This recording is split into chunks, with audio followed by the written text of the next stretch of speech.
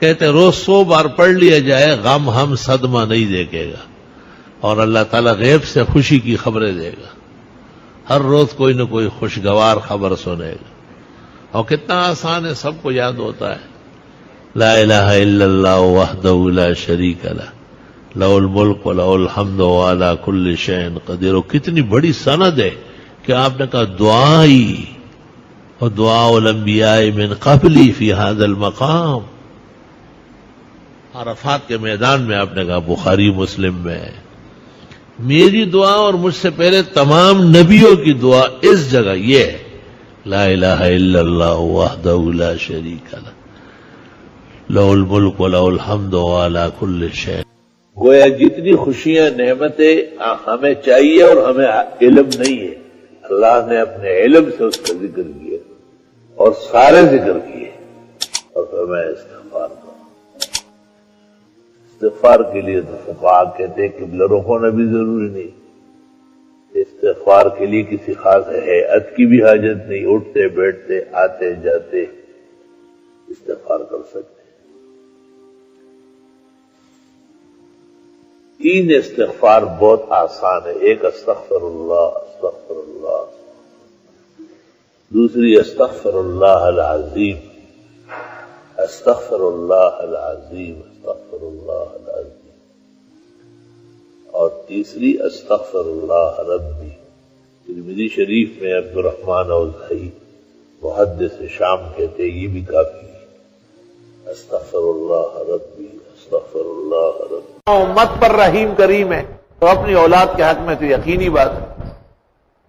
حق تعالیٰ جو علیم بذات الصدور ہے، جب موسیٰ علیہ السلام پہنچے تو حق تعالیٰ نے کہا کہ اے موسیٰ، اور باتوں سے پہلے یہ پتھر کو لاٹھی لگاؤ، یہ ٹوٹ جائے گا۔ پتھر کو مارا، وہ ٹوٹ گیا، ایک اور نکلا، ایک اور نکلا، ایک اور نکلا، آخر میں ایک چھوٹا سا گٹھی نکلی تھی۔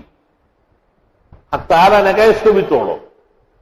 جب اس کو توڑا تو اس میں ایک کیڑا نکلا، یہ چیز جو پکے، وفی فیہ نبت طری، اور اس کے منہ میں ہری گھاس، وعلیہ قطرۃ، یہ قطرہ ابو پہ پرتے، یہ آپ کا کھانا، اور یہ تھیلی کے اندر آپ کا پانی، کلوا واشربوا۔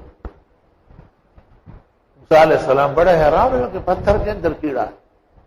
حق تعالیٰ نے کہا اے موسیٰ، یہ کچھ کہنا چاہتا ہے۔